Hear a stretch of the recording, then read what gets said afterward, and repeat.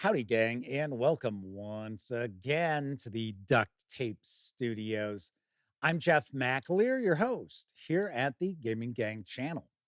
As October comes to a close, it's a perfect time for me to share my review of Creepshow, the suspense-building game from Skybound Tabletop. This is designed by Ben Kepner and Dan Stong and is for 2 to 5 players, ages 14 and up, plays in around 40 to 60 minutes, and does carry an MSRP of $19.99. Should also mention this game is available now. All that said, let's swing on over to the other camera because here I've got Creepshow, the suspense building game. Before I start discussing how to play and sharing my thoughts about Creepshow, let me point out the fine folks over at Skybound Tabletop were kind enough to provide me with this review copy. But neither I nor anyone else affiliated with the Gaming Gang has received any other sort of compensation for me to share this review with you. These days, it's very important you know that. All right, I'm going to get the box out of the way. So, a few things to tackle before we get into gameplay and such. As far as the component quality, pretty nice. I would definitely recommend sleeve the cards because these cards are going to get shuffled quite a lot. The story cards definitely, suspense cards don't get shuffled as often, but I would definitely recommend just sleeving all the cards. Save yourself a bunch of hassle. The rulebook itself, strangely enough, is not laid out as intuitively as I would have liked. It's easy to miss some various different items in here. And it was kind of funny because we kept searching and searching and searching to find out how do you change the act of the story. So you start off in Act 1, and for the life of us, we kept searching and searching. Well, we stumbled across it, and it was like really obvious. I don't know how we missed it, but I think this rule book could have used another once over and kind of clean some of this up because funny enough, once you're playing the game, it's really simple to figure out. It doesn't come across that way in the rule book. So I have to mention that. Should also mention this is not a deck building game. I know some folks out there hear suspense building and they thought, oh, yeah, it's just a phrase for a deck building game because it's scary. So it's suspense building. It's not a deck building game, nor is this a story building game because even though you have these various story cards, the stories you create will make absolutely no sense. So keep that in mind. It was funny because Elliot, Greg, and Cameron all were having a hard time kind of wrapping their head around that the stories made no sense. It was sort of like, well, what's the point of this game then? And the reality is, this game is sort of a bluffing game. You're trying to trick players into possibly trying to end stories and not have enough suspense points to end them, or doing things with these path cards, which are also story cards, where they're not getting as many victory points as they could. So there's a little bit of take that to this game, but it's not overt. So you can't sit there and be like, "Oh, damn it, you used really low suspense cards and now I'm mad." No, none of that. So don't worry about that. But this is not a cooperative game by any stretch of the imagination. Everybody is out for themselves. So what you're going to be doing is you're going to start off, you're going to take your villains, and we've got minor villains, and we also have major villain, and you are going to create a very small deck of villain. And of course, it's going to depend on how many players. So I've kind of set this up for a 3-player game. So to begin with, you're going to take minor villains and major villains. So you're going to have 4 minor villains. You're going to shuffle those up, and then you're going to put those 4 cards on top of one of the major villains, and that is going to create your villains deck. You're going to take 3 of those minor villains, draw them from your little deck, and you're going to lay them out just like so. So to begin the game, you're going to have a little villains deck. You're going to have your ending deck. You're going to flip over the top ending card. And you'll notice with these endings, it's going to be broken up into two parts. So if you have this many suspense points or above, you will successfully defeat that villain. And if you have fewer than that, then you will not. So players will be able to try to end a story, and then they're going to total up these suspense cards, which do not begin the game on the table. They are in your small deck of suspense cards. So each player is going to start off with their own suspense deck with cards numbered from -2 up to 3. So there is one -2 card. So once again, this is a game that involves a little bit of trickery. So it's possible that another player sees, oh, look, there's a big stack of suspense cards here. Oh, there's obviously got to be more than 22. So I'm going to end the story. Well, and then they find out that the total is way less than what they needed. It's also important to keep in mind that these totals run from 15 to 23. And if you're going to end a story, you have a choice of taking the card that's already face up or taking the top card off of the deck. So, as an example, if you had 23 sitting here, you're going to take the cards off the top of the deck because 23 is the highest. So, we're going to put our villains out. We're going to create our little decks here. Everybody's going to grab their deck of suspense cards, kind of give you an idea what these look like. Oh no, the -2. So there you go. So we've got that. And then each player is going to get a hand of 7 story cards. And these stories are broken up into 3 acts. And what you're going to do each turn is you're going to have a choice of creeping or showing. Get it? Creep, show. So if you creep, what you'll be able to do is you'll be able to discard as many cards as you want from your story hand and draw back up the 7 cards. And you will do that quite often because you can only play cards that take place in the current act in these stories. So if you don't have any cards that fit into that act or can change to the next act, there's really nothing you can do with your hand of cards. So you would creep, or maybe you've been playing a bunch of cards and you're down to just maybe a couple cards in your hand. You're going to want to creep to refill your hand because you will not be drawing cards every turn. You only get to draw up to 7 cards if you creep during your turn.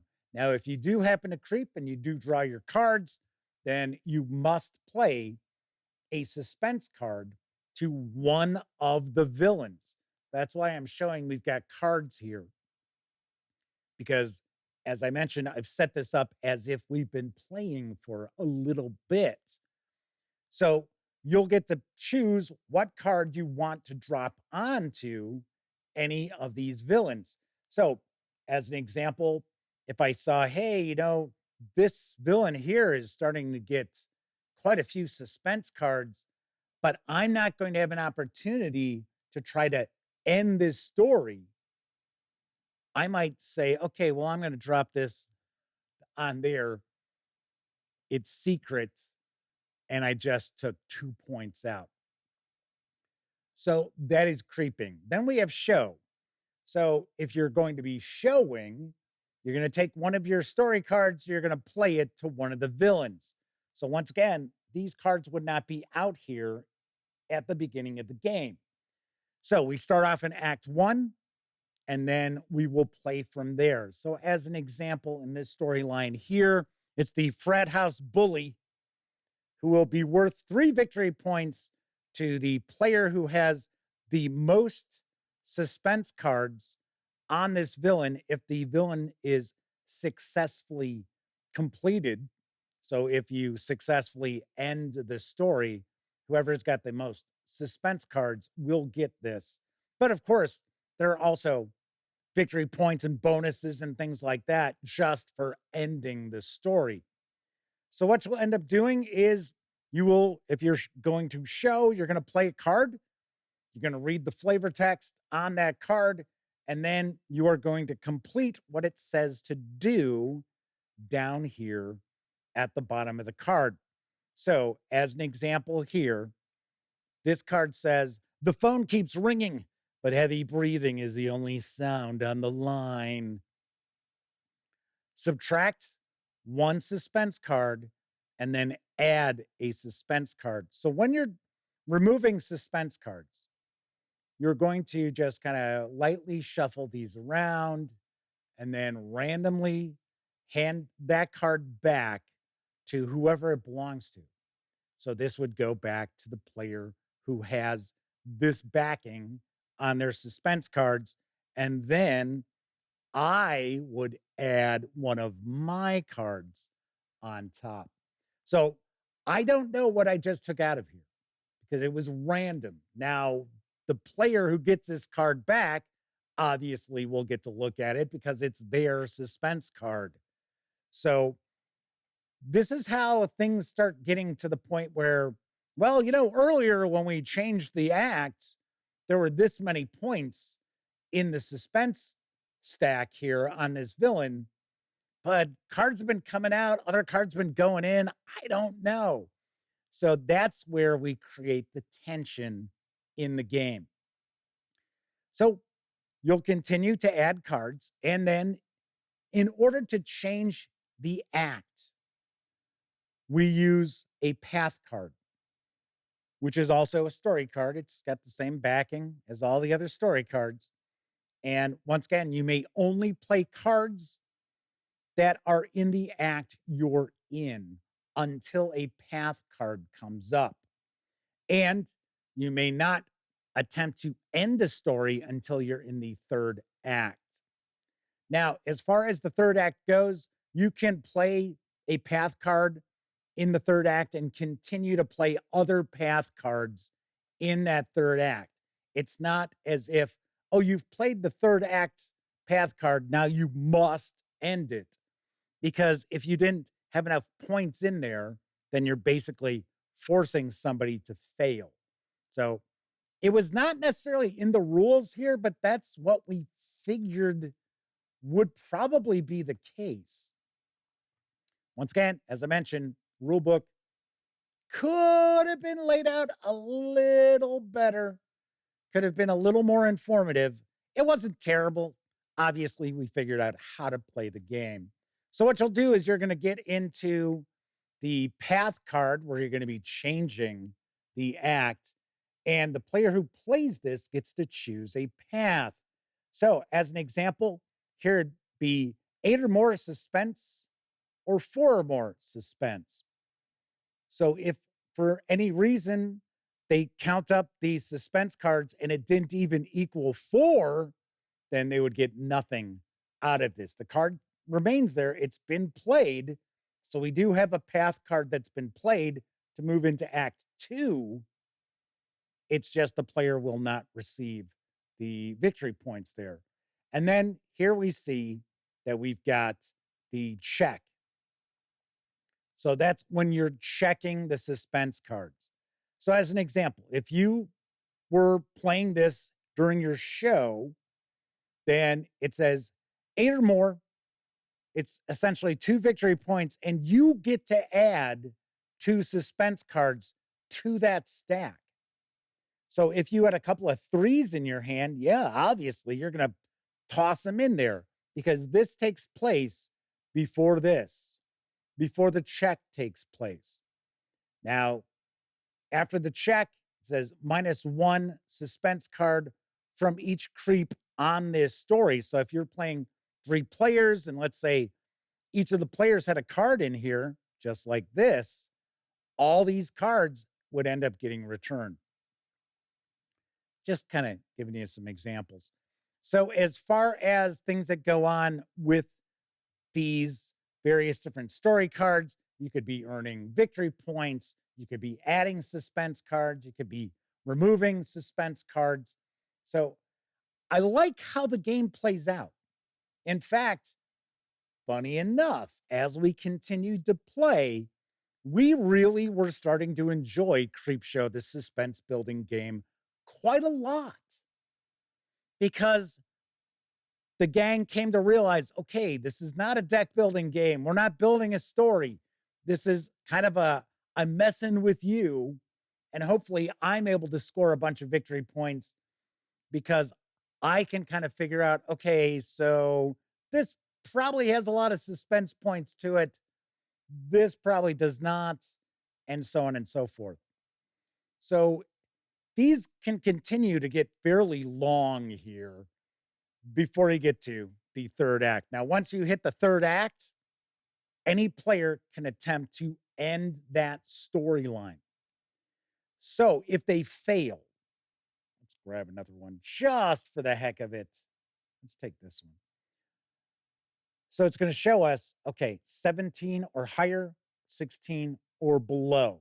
So 17 or higher, if the player tried to end the story and there's 17 or more suspense points, then hooray, they get 5 victory points.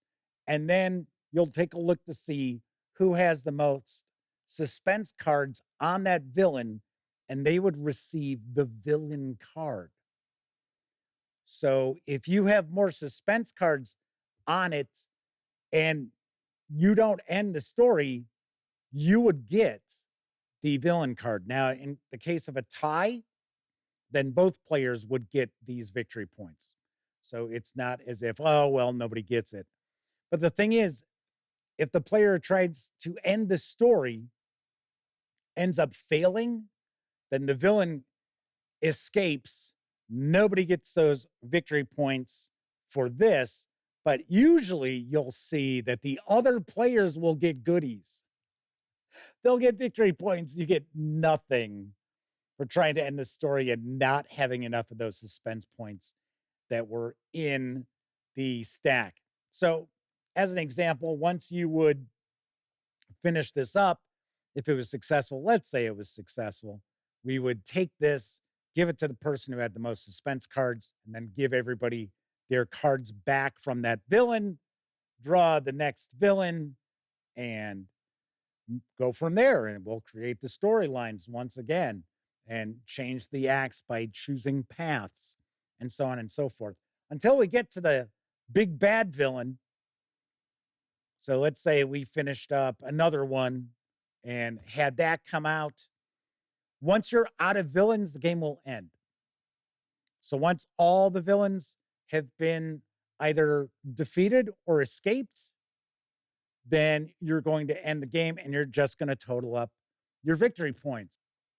So once all of the villains have either escaped or been defeated, you're going to just tally up your victory points that you've been earning as you go along, and whoever's got the most is the winner. In case of a tie, then whoever has the most victory points from villains is the winner. And if it's still a tie there, then it's just simply going to be a shared victory between those players. Should also point out, if you attempt to end the story with the major villain and you fail, you cannot win the game. Even if you had the most victory points, you can't win. I thought that was an interesting little wrinkle tossed in there because it makes people a lot more nervous as far as trying to end the story with the major villain. So, in essence, that is essentially how you play Creepshow, the suspense building game from Skybound Tabletop. Let's swing on over to the other camera so I can share some final thoughts and provide my review score. So, I have to say, I was pleasantly surprised at how much the gang enjoyed Creepshow, the suspense building game. Now, remember, I understood going in that it wasn't a deck building game, it's not a story building game. Thematically, it's not like really immersed in horror or anything like that. And it is more of a game where you're trying to trick your opponents and hopefully be able to score victory points for yourself while causing them pain and suffering. So we did enjoy that aspect of it quite a bit once we wrapped our heads around what was going on. Now, once again, I honestly think the rule book needs another pass through, kind of clean this up a little bit, maybe kind of make it a little clearer how some things are done. Once again, it was our fault that we did not see that rule about how to change the axe and it needed to have a path card. That was our assumption, but we still don't know if once you play a third act path card, you must attempt to end the story or not. And I know folks out there will say, well, Jeff, why didn't you just go to Board Game Geek and find out for yourself? But the thing is, when I review a game, I don't want to have to go to a website to find out how you really play that particular game. I should know how to really play that game by reading the rule book. I mean, I get it. Just go online, take a couple of minutes. Hopefully, somebody's got the answer for you. But I also point out that there are people out there who bring board games with them when they go camping. They don't have any sort of Wi Fi or 5G, 4G, whatever connection. So they can't look rules up. It happens. It happens all the time. It happens to my own family because they go camping quite often during the spring, summer, and fall. So, once again, I think the rule book needs a little bit of work. As far as the artwork, some of it's pretty good, some of it's sort of meh. It's my understanding that the artwork is drawn from Creepshow comics. I don't know if the artwork is from the new line of Creepshow comics, which just launched about 2 months ago, or if it's from older Creepshow comics. Can't tell you. But like I said, it's a mixed bag as far as the artwork goes. I got to say, we enjoyed playing it. Now, was this a revolutionary experience? No. Was it earth shattering? No. But we did have fun once we understood what was really going on with the game. Now, could I say that we're going to be pulling this off the shelf a lot to play it? No. Will it see some activity when Halloween rolls around on a yearly basis? Yes, I could see taking it off the shelf and playing a little bit of Creepshow, the suspense building game. So your mileage will certainly vary. We enjoyed it. I am going to recommend it. I am not going to give it a huge recommendation, but I did enjoy it. So on a scale of 0 to 10, I give Creepshow, the suspense building game, a 6 out of 10. If you understand this isn't a deck building game, it's not a story building game, thematically, it's kind of tacked on, but the actual gameplay itself is fun and interesting, and it's got a little hidden take that to it. You might actually enjoy it. You might want to pick it up as well. All right, that's it for this time out. If you like the video, by all means, please give it a quick thumbs up. Subscribe to the Gaming Gang channel if you haven't already. And if you do subscribe, don't forget, ring that bell because it'll not only let you know when I share videos such as this review, it'll also inform you when my live stream, the Gaming Gang Dispatch, airs Tuesday, Wednesday, and Thursday evenings right here on YouTube at 7 p.m. Central. Of course, when you're not watching videos on the Gaming Gang channel, be sure to visit gaminggang.com for the latest in tabletop gaming news, reviews, and a whole lot more you're not going to find here on YouTube. You know the drill. Get your geek on at thegaminggang.com. Thank you very much for watching. Once again, I'm Jeff McAleer, and until I see you next time, certainly hope all of you get to enjoy plenty of great gaming with your gang.